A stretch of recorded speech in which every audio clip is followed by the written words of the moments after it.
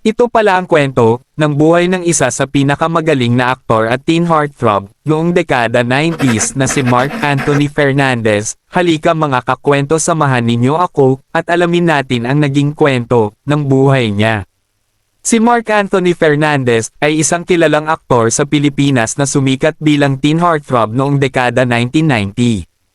Ang kanyang buhay ay isang paglalakbay ng maagang tagumpay, pagkilala sa kanyang husay sa pag-arte, at mga matitinding personal na pagsubok. Maagang buhay at pamilya, 1979 hanggang 1990.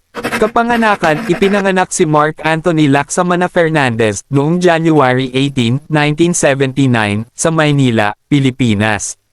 Pinagmulan sa showbiz, anak siya ng tinaguriang action king na si Rudy Fernandez at aktres politiko na si Alma Moreno. Kaugnay din siya ng kilalang angkan ng mga Padilla sa showbiz, pinsan ng kanyang ama ang action star na si Robin Padilla.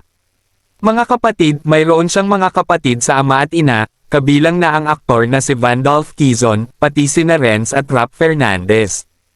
Panahon ng Guapings at pagsikat 1991 hanggang 1997. Sikat na grupo, sa edad na 13, inilunsad siya bilang miyembro ng grupong Guapings, kasama sina Jo Marie Iliana at Eric Fructuoso. Naging mga idolo sila ng kabataan noong early 90s. Pagkilala sa husay, hindi lang siya kilala sa kanyang kagwapuhan, kundi pati sa kanyang galing sa pag-arte.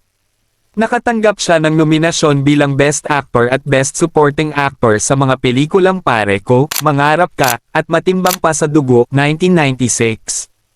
Iba't ibang papel, ipinakita niya ang kanyang versatility sa mga pelikula tulad ng Escapo, 1995, kung saan ginampanan niya si Eugenio Gabi Lopez III. Mga pagsubok at personal na problema, 1998 hanggang 2005. Pagbagsak ng karera noong 1998, naapektuhan ang kanyang karera dahil sa isang kasong pananakit at ang hiwalayan nila ng aktres na si Claudine Barreto.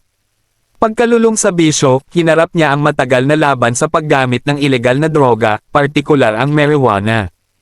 Ayon sa kanya, ginamit niya ito bilang paraan upang harapin ang depresyon at bulimia. Ilang beses siyang nagparehabilitasyon mula 2000 hanggang 2004. Pagbabalik at pagiging mas matatag 2005 hanggang 2015. Pagbabalik sa showbiz, matapos makalabas sa rehab noong 2005, matagumpay siyang nakabalik sa industriya. Panahon sa GMA Network, naging pangunahing aktor siya sa GMA at lumabas sa mga teleserye tulad ng Impostora, Luna Mystica, at All About Eve. Pagkamatay ng ama noong June 2008, pumanaw ang kanyang ama na si Rudy Fernandez dahil sa cancer. Ayon kay Marc, mas naging malapit sila sa isa't isa bago ito pumanaw. Mga kaso at kasalukuyang karera, 2016, kasalukuyan. Pagkakaaresto noong 2016, noong October 2016, naaresto siya sa Angeles City, Pampanga dahil sa pagkakaroon ng marijuana. Nakulong siya ng 1 taon bago tuluyang naibasura ang kaso noong December 2017. Kasalukuyang kalagayan, mula 2018, muli siyang naging aktibo sa showbiz at pumirma sa Viva Artist Agency. Lumabas siya sa mga proyekto tulad ng FPJ Ang Probinsyano, at sa seryeng Lumuhod Ka sa Lupa. Pamilya at pamana, ang kanyang anak na si Gray Fernandez ay isa na ring kilalang aktor sa industriya. Nagustuhan nyo ba ang ating video mga kakwento? Wag mo naman kalimutang i-like ang video natin at i-follow mo na rin ako para updated ka sa mga bagong video natin at i-comment mo na rin dyan sa baba kung saan lugar ka para alam ko kung saan nakarating ang ating video. Salamat!